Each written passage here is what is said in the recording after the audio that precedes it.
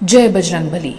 क्या आप जानते हैं हमारे धर्म ग्रंथ में एक ऐसे बालक की वीरता का प्रमाण है जिसने अपनी अल्प आयु में भगवान शिव के महान योद्धा वीरभद्र को धराशायी कर भगवान शिव से भी युद्ध किया। किंतु ऐसे बहादुर बाल योद्धा को हमारे धर्म ग्रंथ के इतिहास ने वो सम्मान नहीं दिया जिसका वो हकदार था। आखिर ऐसा क्यों हुआ? आप देख रहे हैं धर्म रेखा। इस योद्धा की वीर गाथा ये बताती है कि ये वीर अभिमन्यु और लव कुश से भी बढ़कर था। तो चलिए सबसे पहले उस बालक का परिचय जान लें। वो वीर बालक प्रभु श्री राम के छोटे भाई भरत के पुत्र थे जिनका नाम पुष्कर था। तो आइए जानते हैं इस भरत पुत्र पुष्कर की वीर गाथा को, जिसका उल्लेख विष्णु पुराण के पाताल खंड में मिलता है। ये प्रसंग तब का है जब मर्यादा पुरुषोत्तम श्री राम ने अश्वमेध यज्ञ का अनुष्ठान कर यज्ञ के घोड़े को दिग दिगांतर में भ्रमण के लिए शत्रुघ्न, हनुमान और भरत पुत्र पुष्कर के संरक्षण में छोड़ा था। इसी क्रम में देवपुर के राजा वीरमणि के पुत्र रुक्मांगद ने अश्वमेध यज्ञ के घोड़े को पकड़कर युद्ध की घोषणा कर दी। देवपुर के राजा वीरमणि भगवान शंकर के परम भक्त थे और भगवान शंकर के द्वारा देवपुर नगरी सहित राजा वीरमणि को अभयदान का वरदान प्राप्त था, जिस कारण देवपुर को महाकाल की नगरी भी कहा जाता था। युद्ध की घोषणा होते ही दोनों तरफ की सेना आमने सामने आ गई। भरत पुत्र पुष्कर के सामने देवपुर के राजा महाबलशाली वीरमणि थे, जिन्हें देखते ही पुष्कर ललकारते हुए युद्ध को तत्पर हो गए। ये देख हनुमान जी ने पुष्कर को समझाते हुए कहा कि हे वीर पुष्कर, राजा वीरमणि को भगवान शिव से अभय दान का वरदान होने के साथ ही अनेक अमोघ अस्त्र शस्त्र का भी ज्ञान है। इसके साथ ही उन्हें अनेक युद्धों का भी अनुभव है, किंतु तुम अभी बालक हो, इसलिए हे भरत कुमार, तुम किसी और से युद्ध करो।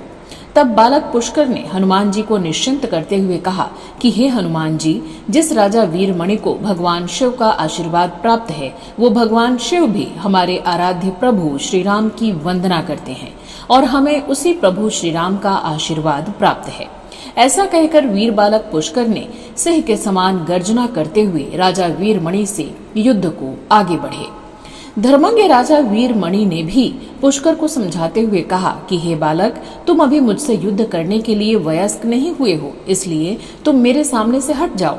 किंतु बालक पुष्कर ने कहा, युद्ध के मैदान में ना कोई छोटा है ना कोई बड़ा, जिसका शौर्य है वही बड़ा है, इसलिए मेरी चिंता ना करते हुए आप युद्ध करें। इस प्रकार वीरमणि और पुष्कर के बीच घोर युद्ध प्रारंभ हो गया। दोनों तरफ से एक से बढ़कर एक दिव्यास्त्र टकराने लगे। इस घमासान युद्ध से पूरा ब्रह्मांड कांप उठा। तब भरत पुत्र वीर पुष्कर ने अपने तीक्ष्ण बाण से राजा वीरमणि को भेद कर मूर्छित कर दिया। राजा वीरमणि को घायल होता हुआ देख अपने भक्त की रक्षा करने के लिए प्रतिबद्ध भगवान शिव स्वयं वीरभद्र, नंदी, श्रृंगी आदि गणों के साथ युद्ध के मैदान में आ पहुंचे और वीरभद्र को आदेश दिया कि इस भरत पुत्र पुष्कर का संहार कर दो। तब वीर पुष्कर और भगवान शिव के प्रमुख गण वीरभद्र में घोर युद्ध आरंभ हुआ। वीरभद्र ने वीर पुष्कर के रथ को चकनाचूर कर उन्हें पैदल कर दिया। पैदल होते ही पुष्कर और वीरभद्र के बीच मल्ल युद्ध प्रारंभ हो गया, जो कि 5 दिनों तक लगातार चलता रहा।